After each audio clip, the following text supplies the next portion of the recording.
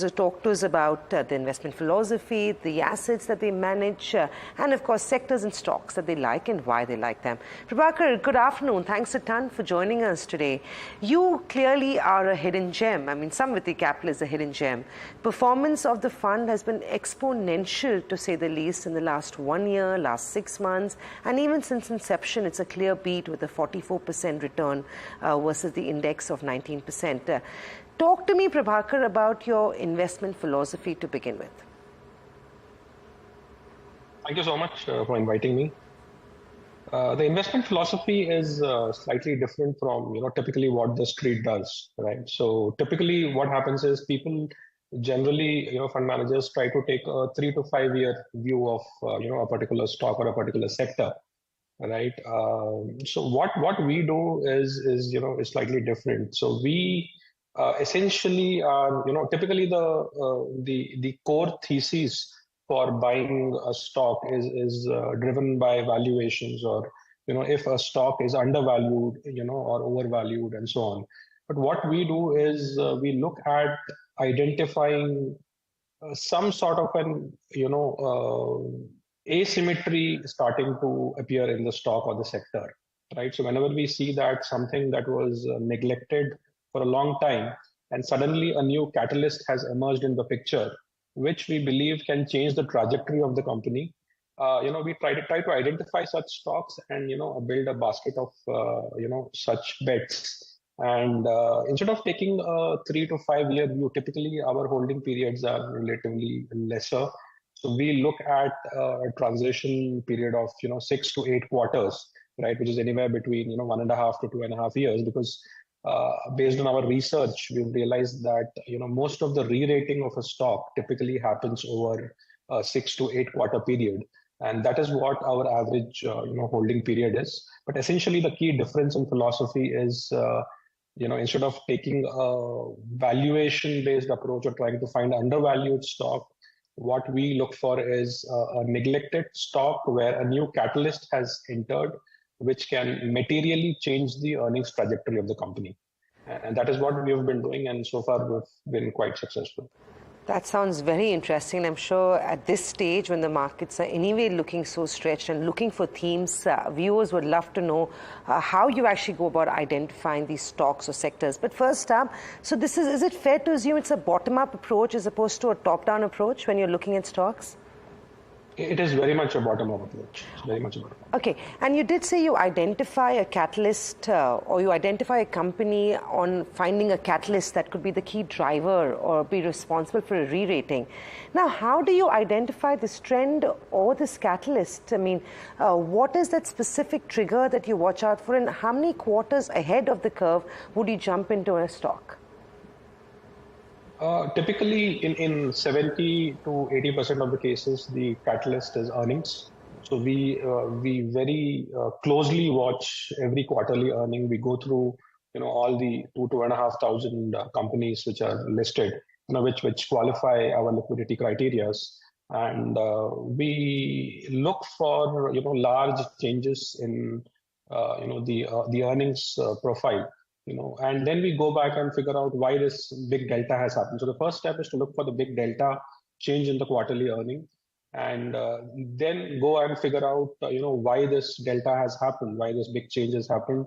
Is it something that is sustainable over the next 3 to 6 quarters? And the way we do it is, of course, we have a lot of experience watching businesses across many cycles. So knowledge of the business certainly helps identify if it's a one-off quarter or this is something that is likely to continue to do well. But there are other triggers and other hints also, like typically it will not be just one company that will be doing very well. It will be the entire sector that will start to do well, right? And the second type of trigger is basically where we anticipate an earnings improvement, right? So the first one, like I said, is we do it post the quarterly earnings, and in some cases, in some rare cases, we do anticipate an improvement in the earnings and a change in the earnings perception, and kind of go and bet on those companies. Prabhakar, this is interesting, and we are in the thick of the earnings season, so the timing-wise is what I think I've caught you at a good time. But just before I go into that, I looked at your current portfolio, and there's a very clear bias to broader market stocks. Is that an internal sort of, a decision taken by the fund manager that you want to focus only on small and mid-cap names, or market cap agnostic at this stage? No, the active alpha PMS that we manage is a multi-cap scheme, right? So it allows us to participate pretty much anywhere in the universe that qualifies our liquidity criteria, like I say. But yeah, very clearly, like I said earlier, since we follow a bottoms-up approach, the way the portfolio has evolved has been, in a completely evolutionary, so to speak. Right, so there were no discussions made that we will get into these sectors or we will not get into those sectors. Just looking at the earnings, if you go back and study the earnings of these stocks, 6 to 8 quarters back or 5 to 6 quarters back, you will start seeing those delta changes in the earnings, right? And the entire portfolio, the sectors, it may look like we've been able to pick the sectors because of some foresight, but it is the outcome of the approach that we follow, right? So. All of these names, have come about very organically. There was no sectoral call taken. It is just that at times when you're constructing a portfolio, you might want to not go extremely overweight a particular sector, right? So to that extent, you might limit, having more than X number of stocks in a certain sector. But all the stocks have emerged in a very organic fashion and not at all, due to any sector specific call. Prabhakar, in the multi-cap strategy, you have two strategies. One is the active alpha multi-cap and the invest-savvy portfolio management. Is there an overlap in both these portfolios? Can you draw the difference between both the portfolios that you run? Yeah, so I think you've got the name maybe wrong.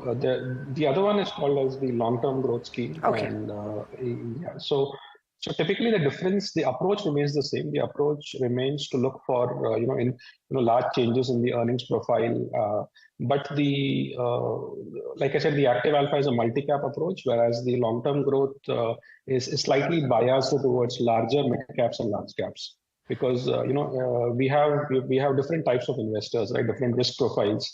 So some people are not very comfortable, going into a majority mid-cap or small-cap portfolio.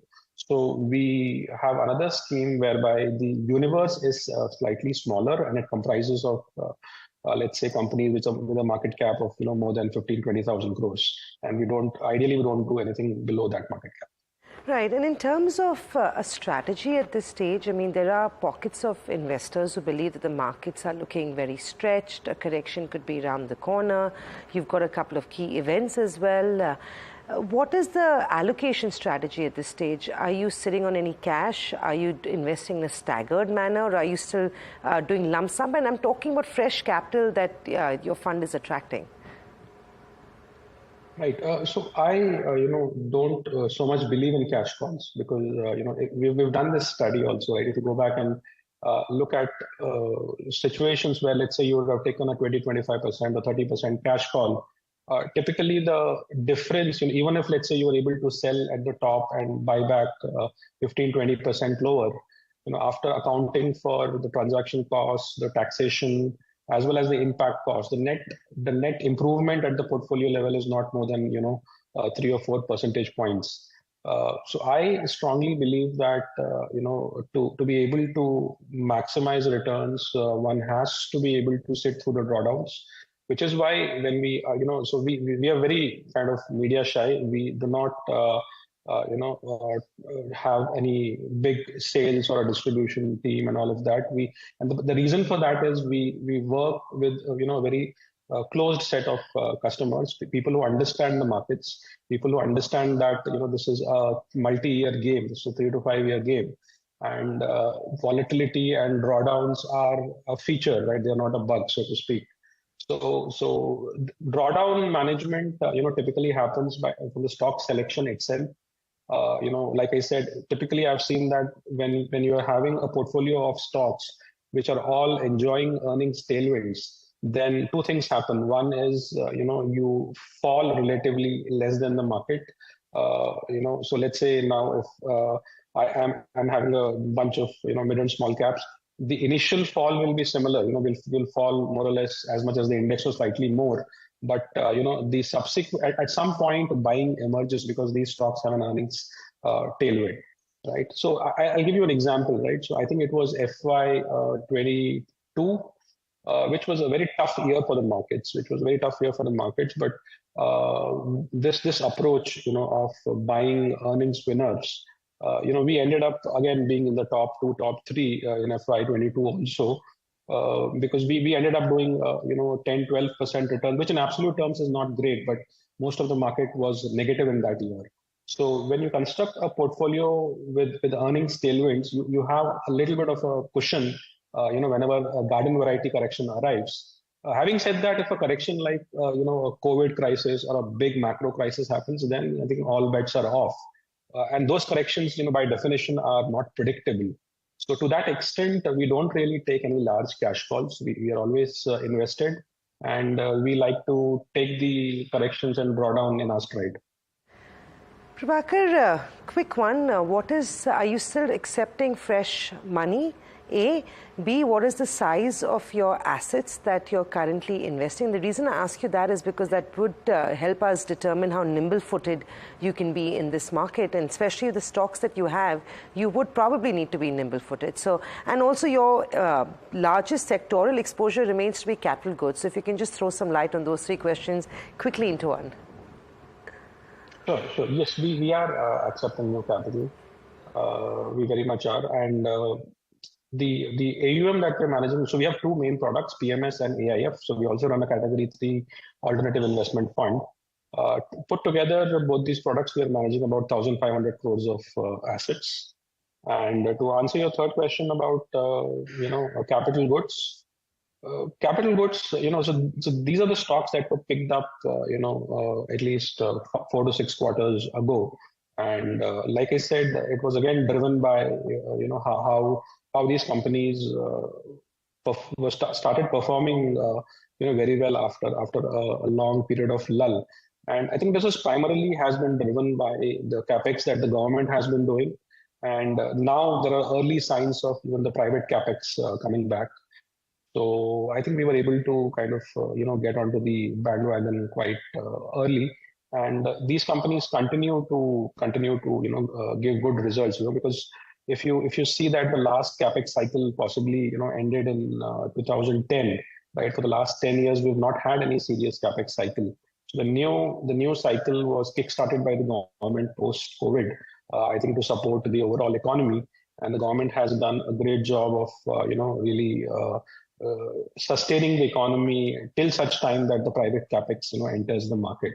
So I think going forward, while the government capex will continue in whatever way they have been doing, the private capex also is starting to come in, which should continue to provide tailwinds to these stocks.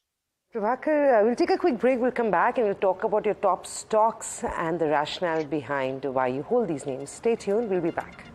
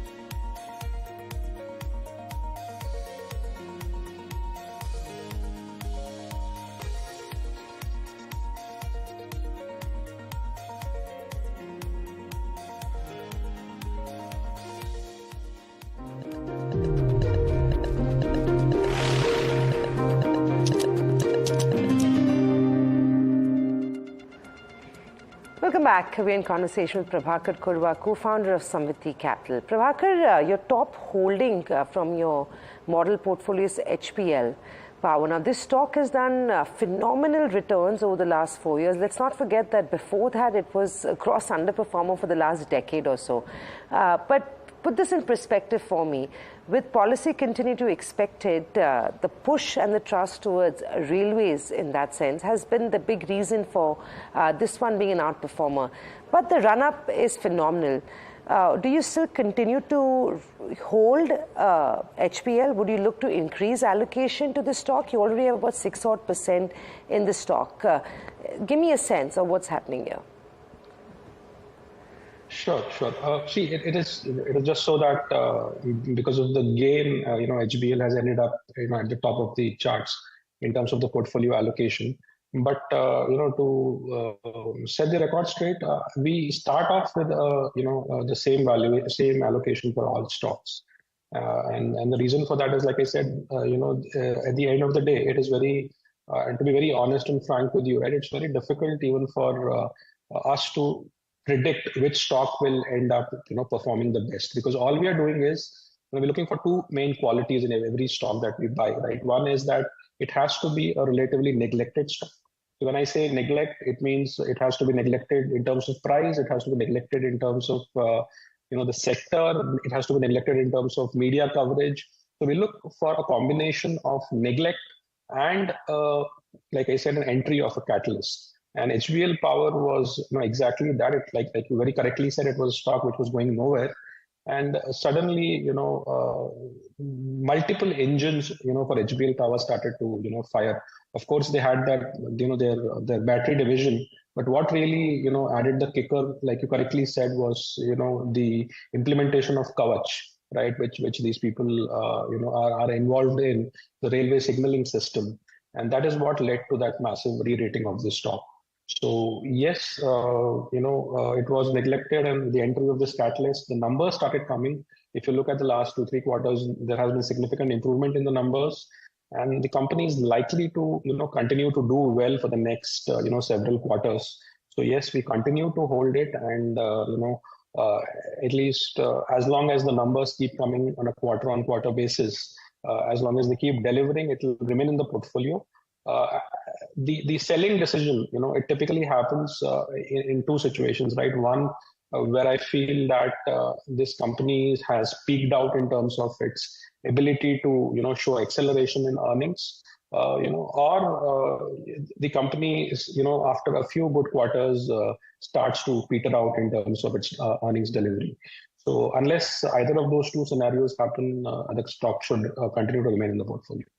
Prabhakar, I'm looking at your top 4-5 holdings, and they all seem to be big winners. So clearly you were well ahead of the curve. Time for two quick more questions. Newland Pharma. Now, again, this is phenomenal growth. It's been called a multi-bagger. Margins look compelling. Returns of the stock have also been pretty good. Now, at this price and this stake that you hold in Newland, what is going to be a trigger to sell or add more? Yeah, like I said, typically we don't add more. Like I would have bought Newland, several quarters back. So at in terms of increasing the allocation, we would definitely not do that, because a significant part of the re-rating has already happened. We will, like I said, in my response to HBL, will continue to hold it as long as it continues to deliver on the earnings front, and it has several things in its pipeline in terms of its new drug delivery and all of that. So as long as those triggers play out and I see them in the earnings, I will continue to hold them. But there will come a point whereby the market will get ahead of what the company can eventually deliver. So I am very, very critically trying to watch for that point. And sometimes that can be in terms of margins. Some sort of a peak margin print can come in, which can give you extremely explosive earnings for the quarter, and that becomes kind of the top in terms of the earnings for the next many quarters. Something like that, or if the valuations and the start discounting the next 3, 4, or 5 quarters ahead. So those are the situations where I feel I will look for exiting the stock. Typically, the market in a normal scenario tries to discount the next 2 to 3 quarters ahead. But there are certain situations where the market really goes overboard and starts discounting the next 2 years. When such scenarios happen, we either look at significantly trimming our position or harvesting that profit and getting into a new neglected opportunity. We're almost towards the end of the earnings season. Of course, you've got still 2 weeks to go. Have you identified anything exciting? I don't think you would want to talk to me about new bets you're making, but any specific sectors that are now staring at you, especially with the budget also being interim and every nature behind us and elections around the corner, where policy continuities are given? No, this earnings season has been quite boring actually. Nothing new has really come on the horizon. It has been, all the companies that we own, at least most of them have come out with good numbers. I would say 80 to 90% of them. I mean, we still have several earnings yet to come, but whatever has come through, most of them have come out with decent numbers, which makes me want to continue to hold them for the next, at least for the next 1 or 2 quarters. But in terms of new sectors or new categories, I do not see anything emerging in this earnings season. This earnings season has very much been a story of not much of a top line growth and a lot of margin expansion. So nothing new except a couple of companies. If I can name it, with a disclaimer that. So we added, this company called Shakti Pumps, right, which came out with very good numbers. Again, a very small position, startup position, because the numbers were very good, and that sector has a tailwind, from the government in terms of, installations and a push from the government for improving, the investments in that sector. Yeah, it's done phenomenal in the last 1 month. 50%, almost 50%, and the stock is up 4% right now. I'm clearly out of time, but I have a couple of more quick questions I want to get in with you, Prabhakar. We talked about HBL, and I want to bring up Tagar now. We saw those numbers on the face of it; they weren't bad. Margins were clearly under pressure, but everything else seems to be working for real stocks. Tagar, are you still constructive, and would you look to add more? Or also with this stock, what you bought is where you're staying at, and you're not going to be looking to adding any more? And how much longer do you anticipate holding on to Tagar for? Yeah, I first got into Tagar. It was a very innocuous corporate announcement that I saw, where Tagar said that their order book, was 10 times the revenue that they were doing the previous year, and that is what got me interested in that stock. Like you rightly said, the market has recognized the stock, and maybe from a 1 year forward point of view, it's already kind of priced in to some extent. I'm watching it, but I still feel that when you look at that large order book, there is still a long way to go. But the stock definitely may go into a consolidation, because, like I said earlier, the markets are always wanting to be ahead of the curve. The markets will price in the next 2, 3, 4 quarters, wherever they have a certainty, and that may have been the case with Tagar and several other railway stocks also. So I would think that the story is not yet over, but I think we have to brace ourselves for a bit of a consolidation or a sideways movement, where for a period of time we make no returns before the next leg starts. Yeah, Prabhakar, that was great talking to you. I'd love to know what you're doing in terms of allocation with fresh capital, but I guess that would be for another time. Thank you very much and good luck. We'll hopefully speak to you soon again. Thank you. Thank you so much. With that, it's a wrap on Portfolio Manager. Thanks for watching.